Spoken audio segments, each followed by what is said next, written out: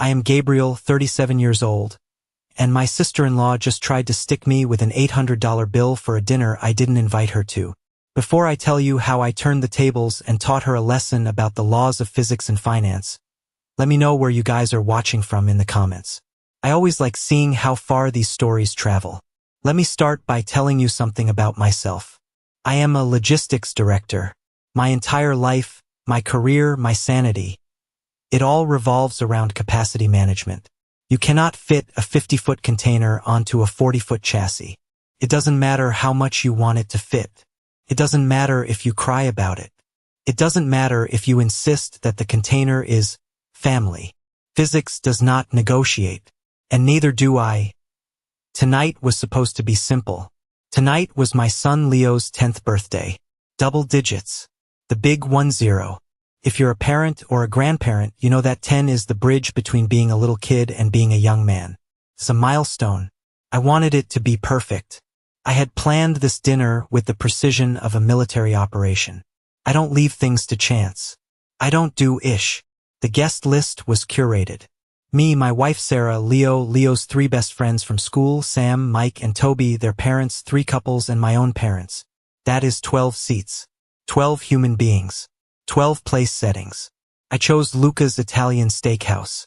Now, for those of you who know good food, you know a place like Luca's isn't a chain restaurant where you can just slide some tables together. It's old school.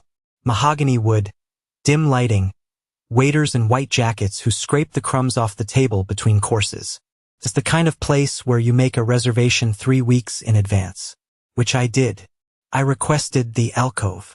It's a semi-private space in the back of the main dining room. It has one long table, perfect for conversation, away from the noise of the main floor. I wanted Leo to feel special. I wanted him to feel like a king holding court. Everything was set. The appetizers were pre-ordered to hit the table at 6:45 p.m. sharp. Calamari for the kids, bruschetta for the adults. I had confirmed the head count with the restaurant twice. But there is one variable in my life that defies all logic.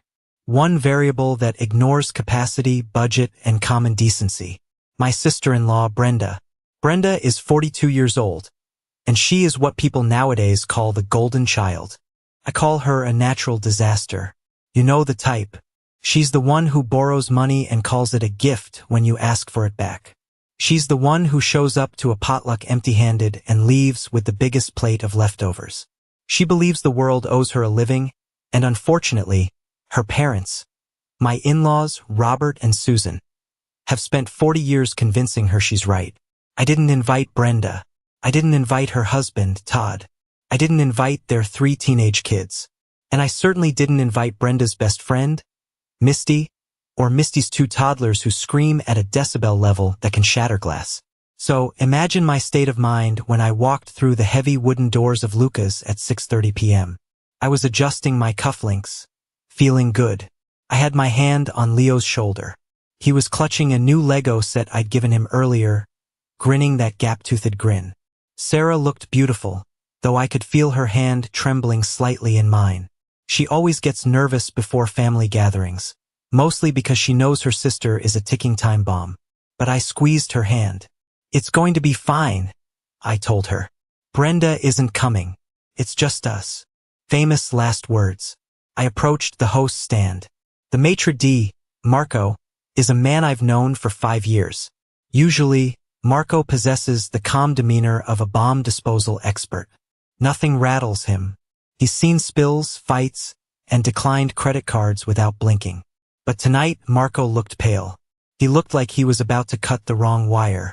He was sweating. Mr. Gabriel, Marco said, his voice tight. He forced a smile for my son. Happy birthday to Leo. Thanks, Marco, I said. We're ready for the alcove. The rest of the party should be here any minute. Marco winced. He actually flinched. He leaned over the stand, whispering so Leo wouldn't hear. But, Mr. Gabriel, we have a situation. My stomach dropped. What situation? Your party, Marco whispered. They arrived early, and there are more of them than we anticipated. Significantly more. I frowned. That's impossible. My parents are parking the car. Sam's parents are 5 minutes out. No one is here yet. Marco cleared his throat. Your sister-in-law, Mrs. Brenda. She arrived 20 minutes ago. She said she was taking charge of the seating. I felt the blood drain from my face. I looked at Sarah. Her eyes went wide. Brenda, Sarah whispered. I didn't tell her the time. I didn't invite her. Who is with her? I asked Marco, my voice dropping to a low growl. Everyone, Marco said helplessly. Her husband, her children, her parents, and others. A lady with 2 babies. I didn't wait to hear more.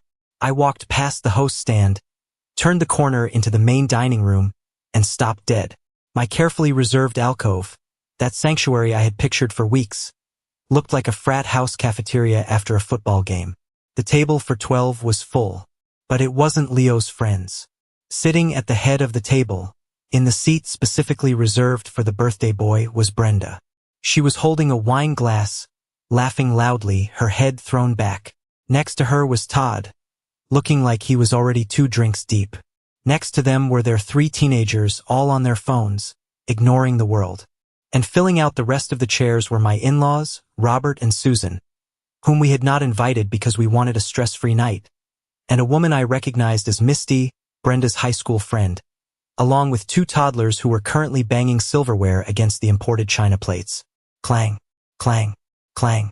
10 people, none of them invited, and standing awkwardly in the hallway, looking like refugees at a border crossing, were the actual guests. Leo's best friend Sam, Sam's parents, and my own mother and father. They were huddled together, holding gifts, looking at the table where Brenda was holding court. My mother looked at me, her eyes asking a silent question. What is happening? I felt a heat rising in my chest. It wasn't just anger. It was a violation. This was my son's night. Brenda saw me. She didn't look ashamed. She didn't look embarrassed. She threw her arms up, nearly knocking over a water glass. Gabriel, you're here, she shrieked. Surprise! The entire restaurant turned to look. We decided to make it a real family affair, Brenda announced, gesturing grandly to the table. You can't turn 10 without the whole village, right? We got here early to secure the spot. I told that stiff guy at the front that we were the Sterling party.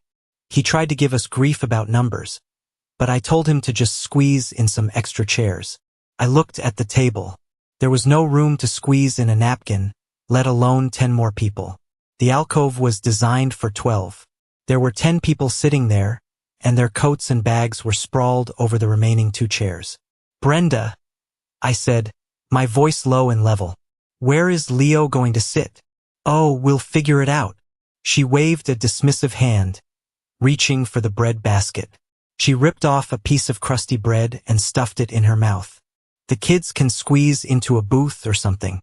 Or maybe the adults can stand and mix. It's a party, Gabe. Loosen up. Todd poured himself more wine. We ordered a few bottles to get started, he said, holding up a bottle. I looked at the label. A Barolo, a 2018 vintage. That bottle is $140 on the menu. I counted. They had opened 3 bottles, for $120 in wine, before I had even sat down, before my son had even been greeted. I looked at Leo. He was standing by the entrance, clutching his Lego set. He wasn't looking at the food. He was looking at his Aunt Brenda occupying his birthday throne. He didn't look happy. He looked defeated. He looked like he knew, deep down, that his special night had just been hijacked. That look on my son's face, that was the moment the switch flipped. Get up, I said. The table went quiet. Misty's toddler stopped banging the spoon. Excuse me? Brenda laughed. It was a nervous, high-pitched sound. Gabriel, don't be rude. We're family. We drove 40 minutes to be here. You weren't invited, I said. This is a reservation for 12. There are 12 invited guests standing in the hallway. You are occupying their seats. Get up. Well, you can't just kick us out. Brenda's voice rose, attracting the attention of diners 3 tables away. That's humiliating. Look, Just tell the waiter to push some tables together. We'll make it a big long table. The more the merrier. I looked at Marco, who had appeared at my elbow. Marco, I asked, can we combine tables? Marco shook his head sadly. I am sorry, Mr. Gabriel. It is Saturday night. We are fully booked. I cannot block the fire aisle. The capacity of this section is strict. Fire marshal regulations. I turned back to Brenda. You heard him. Move. Brenda crossed her arms. Her face set into that stubborn, entitled mask I had seen 1,000 times. The mask she wore when she borrowed money she never paid back. The mask she wore when she dropped her kids off at our house for a quick hour that turned into a weekend. No, she said. We are seated. We have ordered.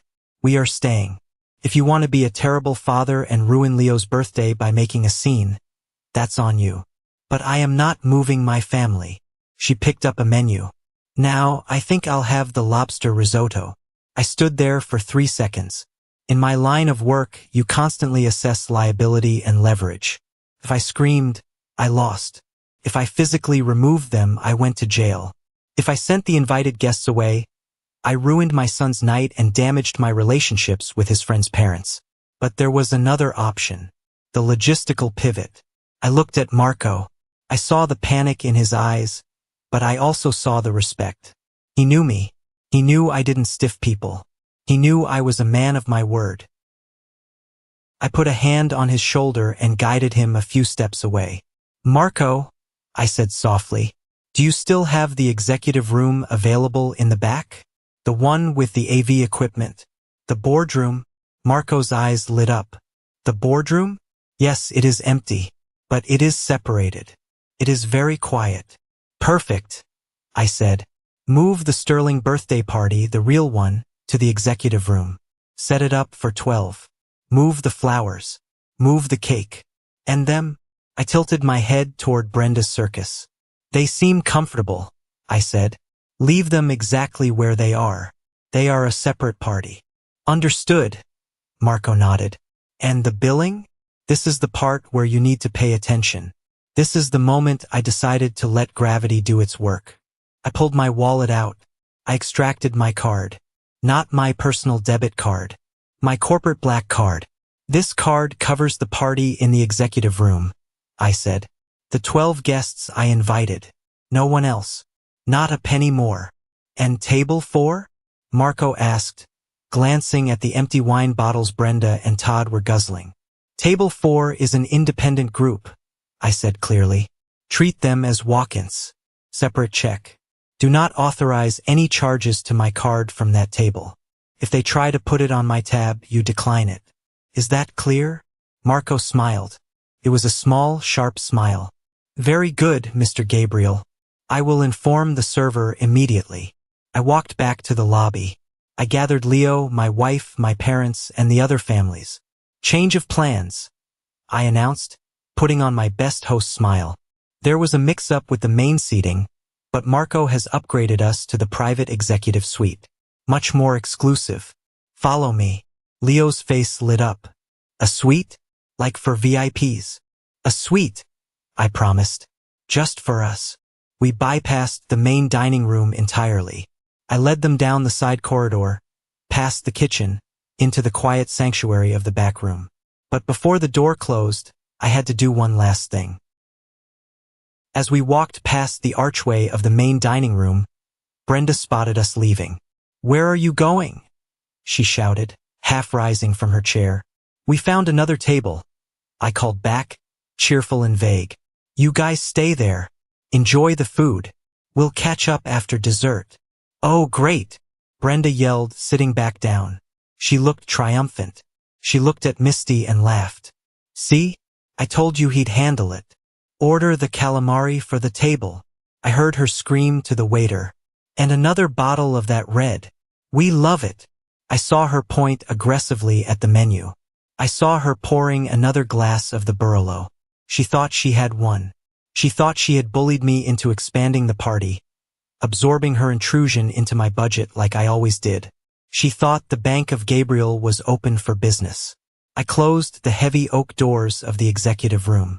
The noise of the restaurant vanished. "This is nice," Sam's dad said, looking around at the wood paneling and the pristine white tablecloths. "Way better than the main floor." "Nothing but the best for Leo," I said, and I meant it. But as I sat down, I checked my watch. 6:55 p.m. The fuse was lit. Brenda was ordering lobster. She was ordering wine. And she had absolutely no idea that she was eating on her own dime. Before we get to the explosion, and believe me, the explosion is coming, you need to understand how we got here. You need to understand that what happened at Luca's wasn't a one-time thing. It was the climax of a 10-year saga. People ask me, "Gabriel, why is your sister-in-law like this?" The answer lies in the architecture of my wife's family. My wife, Sarah, is the younger sister. Brenda is 5 years older. In any normal family, the older sibling blazes the trail. In Sarah's family, Brenda scorched the earth, and Sarah was expected to plant the seeds back in the ash. My in-laws, Robert and Susan, are good people on paper. They volunteer at the church. They bake cookies.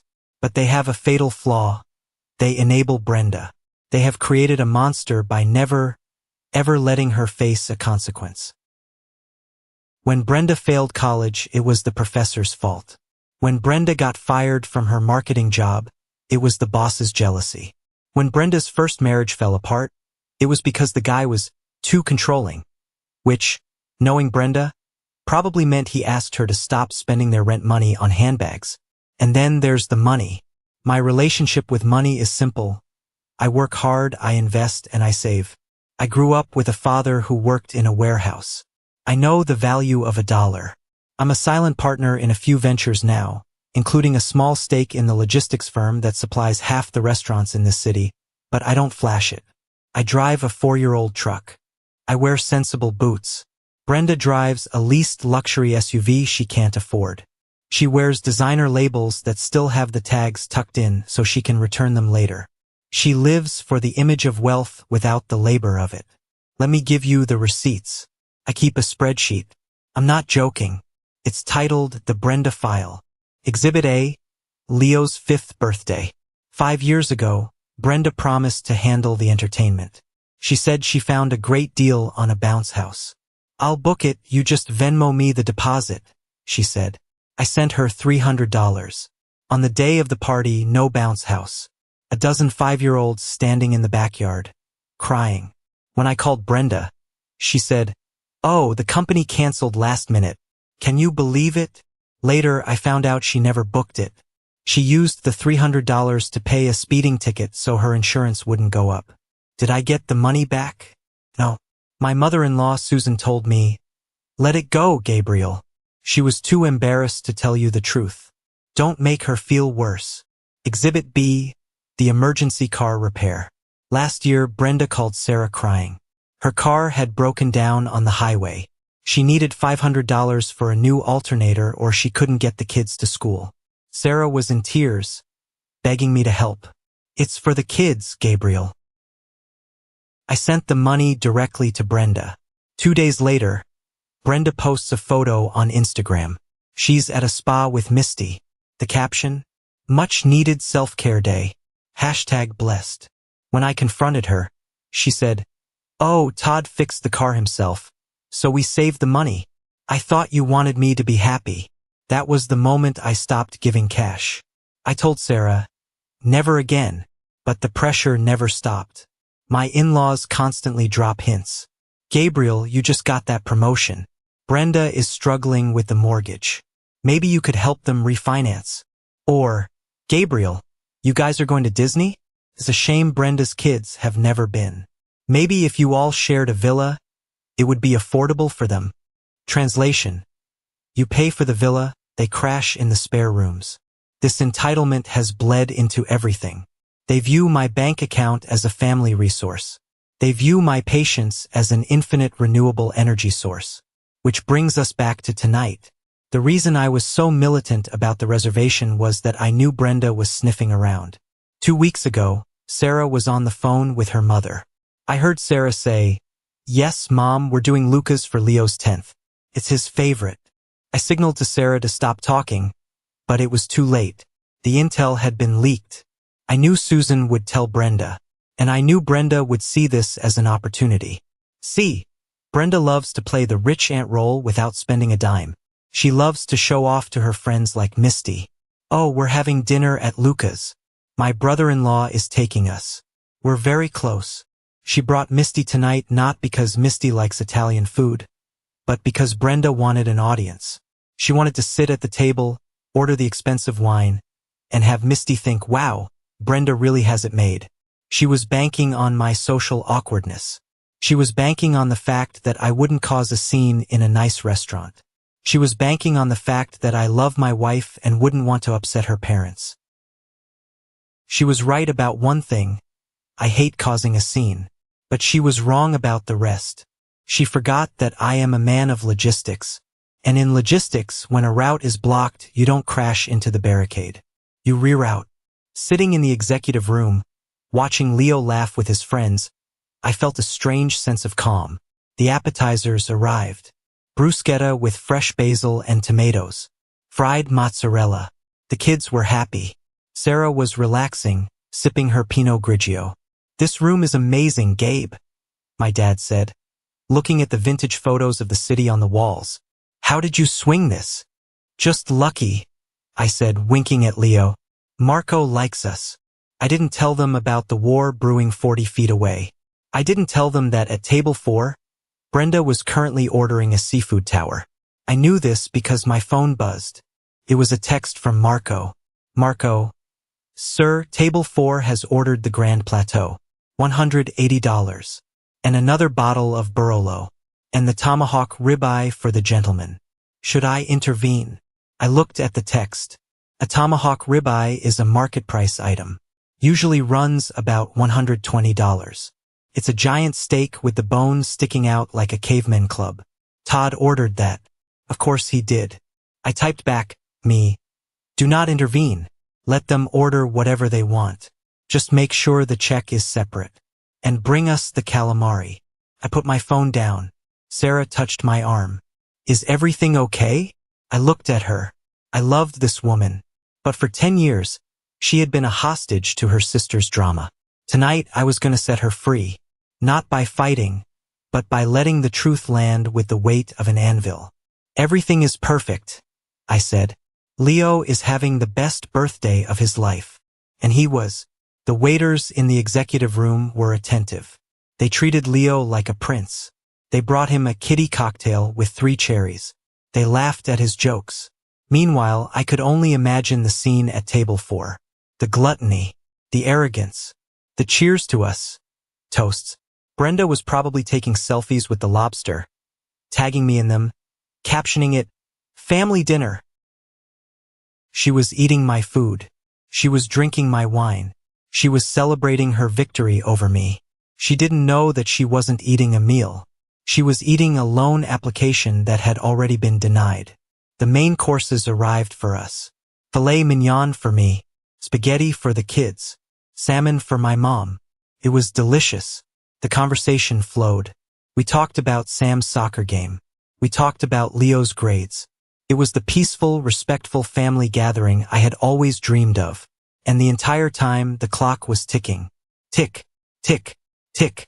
Every bite Brenda took was adding to the total. Every sip of wine was interest compounding. I looked at my watch. 8:30 p.m. They would be finishing up soon. The espresso machine would be firing up. And then the bill would arrive. I took a sip of my water. I prepared myself. Because when that bill hits the table, the screams are going to be loud enough to wake the dead. While we enjoyed the tranquility of the executive room, I need to paint a picture of what was happening at table 4. I know this because Marco filled me in later, and because I know these people better than I know my own commute. Table 4 was a spectacle. Brenda wasn't just eating. She was performing. When the seafood tower arrived, 3 tiers of oysters, shrimp, crab legs, and lobster tails sitting on crushed ice. Brenda made sure the entire restaurant saw it. She stood up to take photos. She made Misty pose with a crab claw. She was loud. Nothing but the best, she likely shouted. My brother-in-law insists. Todd, emboldened by the Barolo, was probably lecturing the waiter about the proper way to cut a steak. Todd is a man who works part-time at a hardware store but talks like he runs a hedge fund. He loves to act sophisticated on someone else's dime. He ordered the tomahawk ribeye not because he was hungry, but because it was the most expensive thing on the menu. He wanted to feel powerful. And the kids? Brenda's teenagers were glued to their phones, barely looking up, shoveling expensive pasta into their mouths. They didn't appreciate the food. To them, it was just fuel. Misty's toddlers were likely throwing bread rolls under the table. My in-laws, Robert and Susan, were there too. They were eating, but I imagine they were slightly nervous. They knew I wasn't at the table. They knew I had gone somewhere else. But Brenda had assured them, "Oh, Gabriel is just in the back room with the boring people. He told us to order whatever we want. It's all on one tab." Susan wanted to believe it. She always wants to believe the fantasy where we are one big, happy, communist collective where my money is everyone's money. So she ate the scallops. She drank the wine. She let herself be lulled into the false security of Brenda's lies. Back in the executive room, the mood was different. It was gratitude. Leo's friend Sam looked at his spaghetti and meatballs like it was gold. "This is the best pasta I've ever had, Mr. Gabriel," he said. "I'm glad you like it, Sam," I said. "My dad says this place is really fancy," Sam said. "It is," I said. "But it's not about the fancy food. It's about who you eat it with." I looked at Sarah. She was relaxed. Her shoulders, usually tense whenever Brenda is within a 5-mile radius, were down. She was laughing at a story my dad was telling about his old fishing trips. This was what I was fighting for. This peace. And I knew that in about 45 minutes, I was going to have to defend it with everything I had. Around 9 p.m., we finished our desserts. Tiramisu for the adults, a giant gelato sundae for Leo. The waiters came in and sang "Happy Birthday." Leo blew out the candles. He made a wish. I hope he wished for a dad who has a spine because that's what he was getting tonight. After the cake was cleared, Marco knocked softly on the heavy oak door. He slipped inside, closing the door behind him. He looked like he had just seen a ghost. Or a murder. He walked over to my chair and leaned down. "Mr. Gabriel," he whispered. "Could I have a word?" I wiped my mouth with the napkin and stood up. "Excuse me, everyone. I'll be right back." Sarah looked up, a question in her eyes. I gave her a reassuring nod. "Just settling the bill." I stepped out into the hallway with Marco. The noise of the main dining room hit me. Clattering dishes, chatter, the low hum of a busy Saturday night. "The party at table 4, Marco said, lowering his voice. "They are ready to leave. They asked for the check to be added to yours." "And you told them?" "I told them exactly what you said," Marco replied. "I told them that the Sterling party in the executive room had already settled their bill. And that table 4 is a separate transaction. And," Marco winced, "and the lady, Mrs. Brenda, she is creating a disturbance. She says she refuses to pay. She claims you invited her. She is shouting at Kevin. She is demanding to see you." I checked my watch. 9:15 p.m. Perfect timing. "I'll handle it," I said. "Mr. Gabriel," Marco hesitated. "She is very aggressive. Do you want me to call security?" "Not yet," I said. "Let me talk to them first." "But Marco." "Yes. Keep the receipt for table 4 handy. I want to see the itemized list." "I have it right here." Marco handed me a leather folder. I opened it. I scanned the list. 3X Barolo 2018, $420. 1X Seafood Tower, $180. 1X Tomahawk Ribeye, $125. 2X Lobster Risotto, $90. Appetizers, sides, desserts, cocktails. Subtotal, $1,150. Tax, $90. Total, $1,240. My jaw tightened. They had spent over $1,000. Uninvited. Wait, I thought it was $800? "They ordered more wine after you left," Marco whispered, reading my mind. and a round of limoncello shots. Of course they did. I closed the folder. Okay, let's go. I walked down the hallway. I could hear Brenda's voice before I even saw her. This is ridiculous. This is illegal. You can't charge us. My brother-in-law is in the back. Go get him. He's the one with the money. I turned the corner into the main dining room. The scene was a disaster zone. Table 4 was covered in debris. Napkins crumpled on the floor. Wine spills on the white tablecloth. And in the center of it, Brenda was standing up, screaming at Kevin, the terrified young waiter. I am not paying this, she yelled. Do you know who we are? I am right here, I said.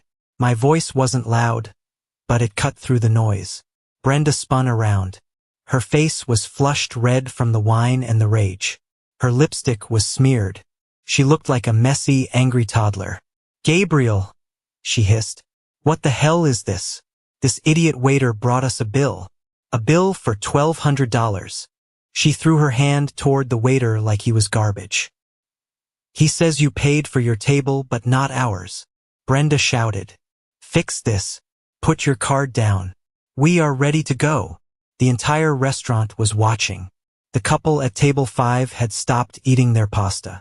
The businessman at table 6 was looking over his glasses. This was it. The moment of truth. I walked up to the table. I looked at the mess. I looked at the empty wine bottles. I looked at Todd, who was looking down at his shoes. I looked at my in-laws, who looked terrified. I glanced at the leather folder on the table. I said calmly. Sounds about right. 3 bottles of Barolo. Tomahawk steak. Lobster. Inflation is tough, isn't it? Fix this. Brenda demanded, pointing a manicured finger at my chest. She poked me. Stop playing games. We are your guests. I swatted her finger away. You are not my guests, I said. I said it loud enough for the nearby tables to hear. I invited 12 people, I said. They are in the back room.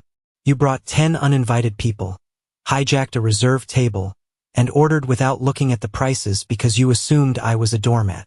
We are family, Todd chimed in, standing up. He swayed a little. He was drunk. You don't treat family like this.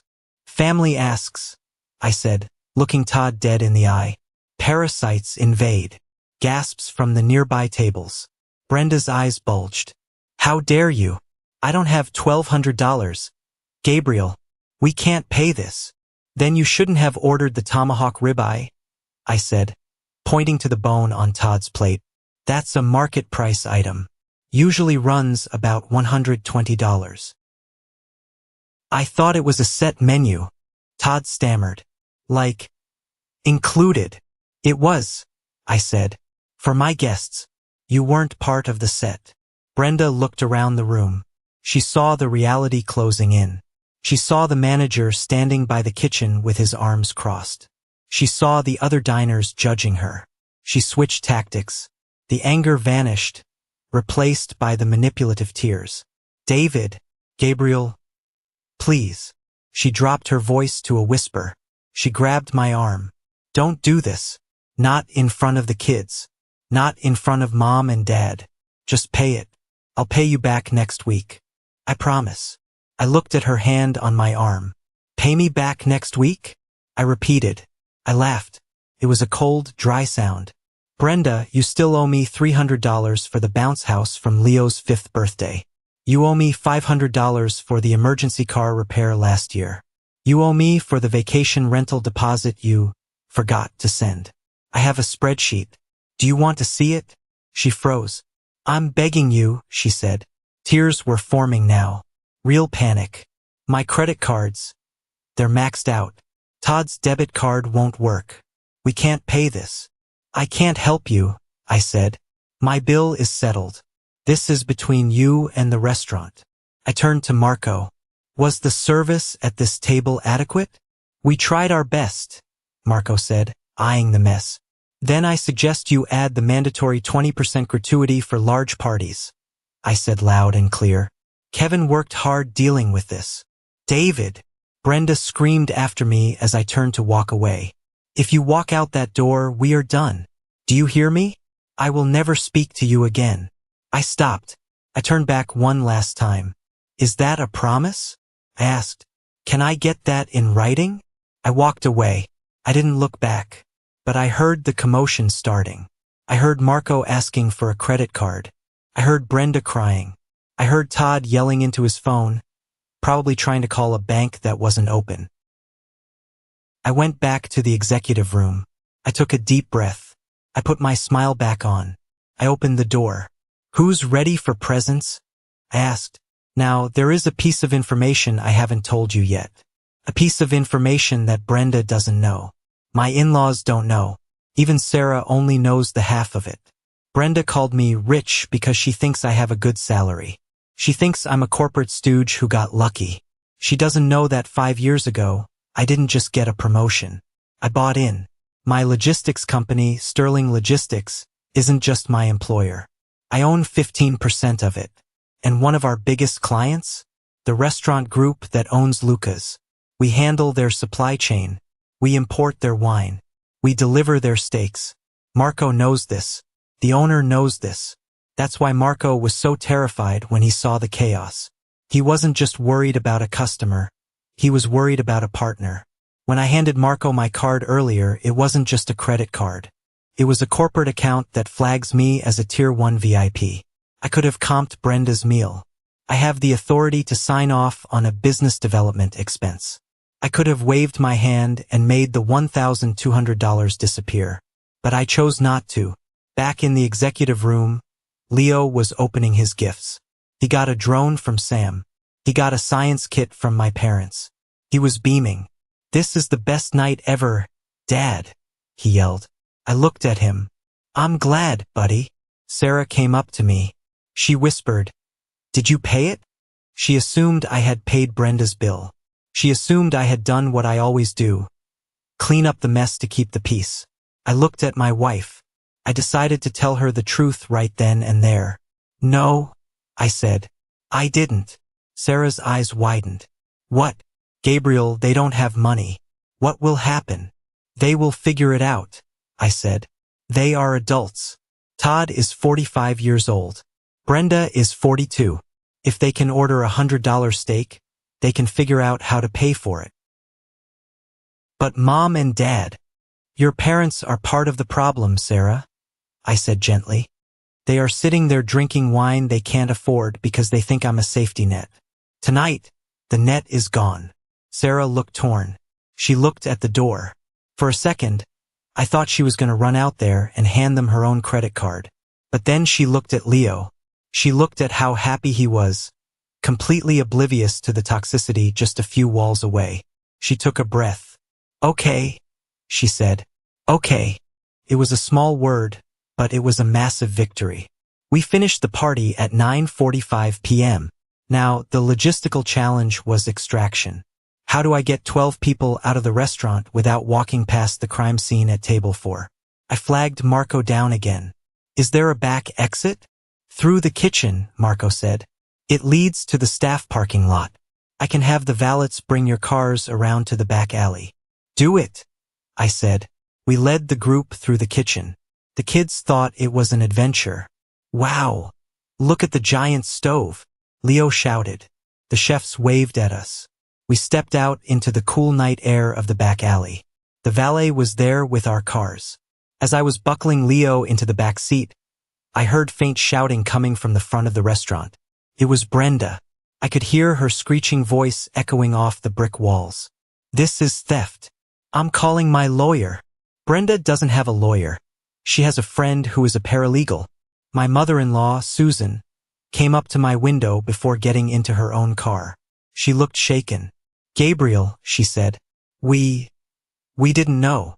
Didn't know what, Susan? That you weren't paying. We thought. Brenda said. Brenda lied, I said. Brenda always lies. And you always believe her. Susan looked down. But they are in trouble inside. They can't pay. They might call the police. Then maybe Brenda should sell her Gucci bag, I said. Good night, Susan. Drive safe. I rolled up the window. I pulled out of the alley. As we drove past the front of the restaurant, I couldn't help it. I glanced over. I saw a police cruiser pulling up. Blue and red lights flashing. I saw Marco talking to the officer. I saw Brenda waving her arms. "Don't look," I told Leo. "Just look at your Lego set." "Okay, Dad," he said. We drove home in silence. But it wasn't an awkward silence. It was the silence of relief. The silence of a bomb that had been defused, dismantled, and left behind. We got home around 10:30 p.m. We put Leo to bed. He was clutching his new drone, asleep before his head hit the pillow. Sarah and I sat on the couch. I poured us both a glass of cheap wine, the $12 bottle we keep in the fridge.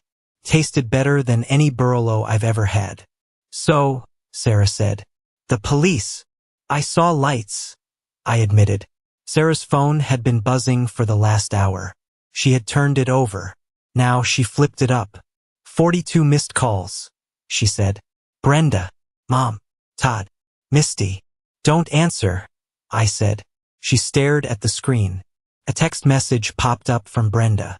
"Brenda, you are a monster. I hope you feel good about yourself. A rich man stepping on the poor. The police are here. You humiliated us." Sarah read it out loud. Her voice trembled. "Are we monsters, Gabe?" "No," I said. "We are teachers. And tonight was a very expensive lesson." I took the phone from her. "Let me reply," I said. I typed, "Me. I'm not rich because I step on the poor. I'm comfortable because I don't buy $140 wine when I have $40 in the bank. You humiliated yourself." Brenda replied instantly, "Brenda, Mom is crying. You ruined the family dynamic." I typed back, "Me. Mom is crying because she raised a daughter who thinks theft is a love language." I hit send. Then I looked at Sarah. "Block them," I said. "Just for tonight. Give yourself peace." She did. The full story of what happened inside the restaurant came out the next morning. My mother-in-law, Susan, called the landline, the only number we hadn't blocked. She was crying. Apparently, Brenda and Todd didn't have the money. Not even close. They had 3 maxed-out credit cards. Todd's debit card was declined for insufficient funds. They spent an hour trying to call friends to Venmo them cash. They called everyone. They even called Brenda's ex-husband. No one picked up. Eventually, the restaurant manager, Marco's boss, got tired of the scene. He told them he was pressing charges for theft of services. That's when the police arrived. To avoid being arrested, Brenda had to make a deal. She had to leave her driver's license and her iPhone 14 Pro Max with the manager as collateral. Todd had to leave his watch, which was a fake Rolex, but the manager didn't know that yet. They were given 24 hours to return with the cash or the restaurant would file the police report. But here is the kicker. Todd had to drive to 3 different ATMs to scrape together cash from his overdraft protection. You know the fees on that? He probably paid $50 in fees just to get $300 out. They were banned from Lucas for life. Their photo is now taped up in the server station. Do not serve. But the fallout wasn't just financial. It was social. Misty, the friend Brenda was trying to impress? When the bill came and the screaming started, Misty apparently grabbed her toddlers and ghosted. She told Brenda, "I need to change the baby's diaper," went to the bathroom, and snuck out the front door. She stuck Brenda with her share of the bill. Brenda lost her best friend and her dignity in the same night. Sarah listened to her mother's recounting of this on the phone. "It was horrible, Sarah," Susan sobbed. Brenda was screaming at the police. Todd was crying. We had to pay for our own share, and even then we barely had enough cash. "Why didn't you have money, Mom?" Sarah asked. "You ordered the scallops." "Well, we thought Gabriel." "Stop," Sarah said. Her voice was stronger now. "Stop saying Gabriel's name. You ordered food. You pay for it. That's how the world works." I looked at my wife. I saw a change in her. For years, she had carried the guilt of being the lucky one, the one who married a good man, the one who had a stable life. But now she realized that luck had nothing to do with it. It was about choices. We chose to live within our means. Brenda chose to live in a fantasy. And fantasy is expensive. Sunday was quiet. We didn't go to the usual Sunday family lunch at my in-laws. We stayed home. We built the Lego set with Leo. But I wasn't just playing Legos. I was working. I went into my office and opened my laptop. I knew Brenda. I knew that once the shock wore off, the narrative would shift. She would spin this. She would tell everyone on Facebook that I invited her and then dashed on the bill. She would paint herself as the victim. So I prepared the receipts. I screenshotted every text message from the night before. I printed out the email from Marco. Yes, Marco had emailed me at 8 a.m. Subject: Apology and update. Dear Mr. Sterling, on behalf of Lucas, I apologize for the disturbance last night. Your party in the executive room was a pleasure to host. Regarding the walk-in party at table 4, the bill has been settled in cash this morning by Mr. Todd. We have returned their collateral. Please accept this $200 gift certificate for your next visit. We have updated your file. Strictly no add-ons authorized without your direct signature. Respectfully, Marco. I forwarded this email to Sarah. Look, I said. Profit. They paid it, Sarah asked. Todd probably pawned something, I said. Or borrowed from a loan shark. Doesn't matter. It's done. But it wasn't done. Brenda took to Facebook. Around noon, my cousin texted me a screenshot. Brenda had posted a long, rambling status update. Family isn't about blood. It's about who has your back. Some people let money turn their hearts to stone. Imagine inviting family to dinner and then leaving them with the bill just to feel powerful. Karma is real. #toxic family, #betrayal. She didn't name me, but she implied it. The comments were filled with her friends saying, "Oh my God, hun, that's awful." And, "Who does that?" I looked at the post. I felt that familiar urge to correct the record, to post the screenshots, to comment. Actually, you crashed my son's party and ordered lobster. But I stopped myself. Physics doesn't argue with gravity. It just lets things fall. Brenda's reputation was already falling. People knew her. The friends commenting were the ones who didn't know her well enough yet to be owed money by her. Don't engage, I told myself. I filed the screenshot in the folder labeled, Brenda, do not admit. Then came the flying monkeys. In psychology, flying monkeys are the people the narcissist sends to do their bidding. My phone rang. It was Aunt Linda, Sarah's aunt. Gabriel, she said, her voice stern. I heard what happened. I am very disappointed. Is that so, Linda? Yes, you embarrassed the family. Even if Brenda made a mistake coming early, you have so much. Could you not have just been the bigger man? This phrase, be the bigger man. I hate this phrase. It is almost always code for, be the one who accepts the abuse silently. Linda, I said, let me ask you a question. If someone broke into your house and started eating your food, would you pay them for the privilege? That's different. No, it's not. Brenda crashed a private event. She ordered $1,200 worth of food. If you feel so strongly about it, I can send you the receipt. You can reimburse Todd. Be the bigger woman. Linda hung up. I blocked Linda. The herd was thinning. The toxicity was being filtered out of my life, one blocked number at a time. Felt fantastic. A week passed. The silence from the in-laws was deafening. Usually Susan calls Sarah every day. Now nothing. Sarah was sad at first, but then she noticed something. She was sleeping better. Her anxiety headaches were gone. She realized that the daily phone calls were mostly just her mother dumping trauma and guilt onto her. Without that infusion of negativity, Sarah was blossoming. Then the other shoe dropped. I found out the details from a mutual friend of Todd's. Remember I told you Brenda had to leave her iPhone as collateral? Well, when the manager held the phone, he saw notifications popping up. Collection agencies. Urgent. Car payment overdue. Final notice, mortgage. Apparently, the wealthy Brenda facade was built on a sinkhole. The incident at the restaurant was the catalyst. Because Todd had to drain his overdraft to pay the bill. A check for their car lease bounced the next day. The leasing company didn't wait. They repossessed the SUV on Tuesday. Brenda came out to her driveway to go to yoga, or pretending to go to yoga, and her luxury tank was gone. This forced a confession. Todd admitted to his parents that they were $60,000 in credit card debt. The in-laws, Robert and Susan, were horrified, but they were also tapped out. They couldn't bail them out this time. The golden child had finally tarnished. Sarah got a call from her dad, Robert, on Friday. He sounded old, defeated. "Sarah," he said, we know about the car." "I heard," Sarah said. "We were wrong," Robert said. It sounded like it hurt him to say it. "We spoiled her. We thought if we just helped her a little more, she would get on her feet. But she never does." "No, Dad, she doesn't. Your husband, Gabriel, he was right," Robert said.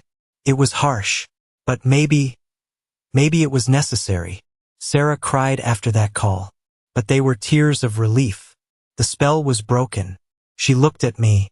"You saved us," she said. "If we had paid that bill, they would have done it again at Christmas, and next birthday, and graduation." "Physics," I said. "Every action has an equal and opposite reaction." I just stopped absorbing their impact. We didn't see Brenda for 6 months.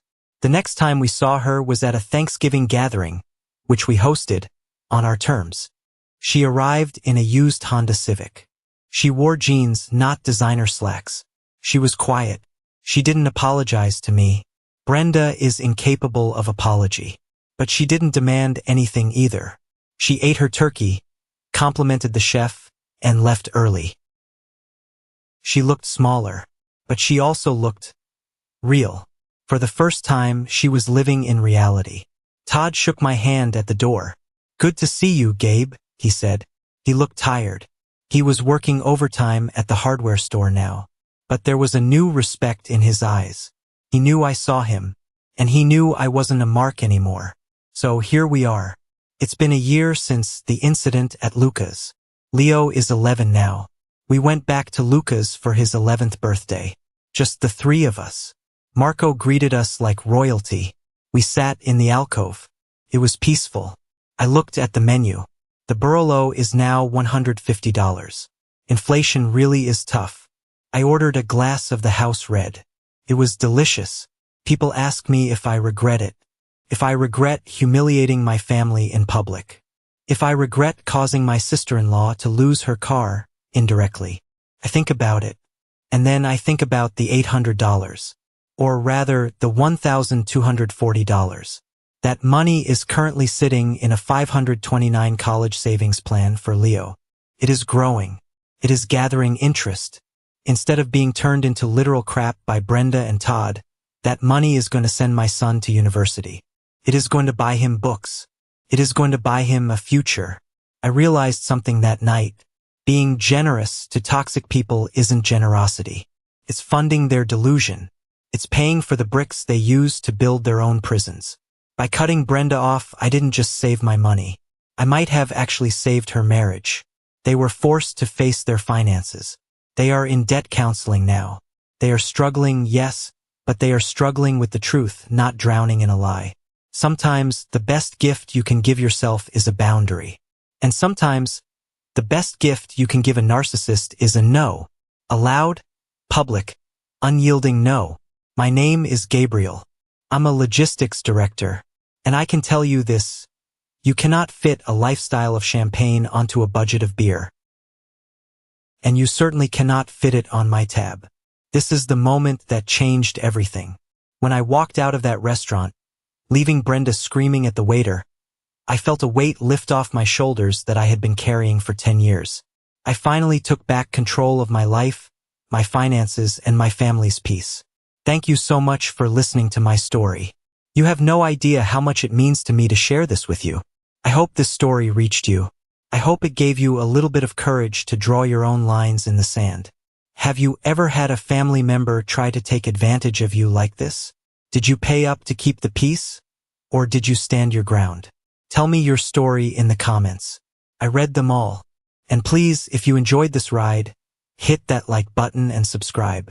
It helps more people find these stories, and it lets me know that I'm not alone in believing that sometimes you just have to ask for separate checks.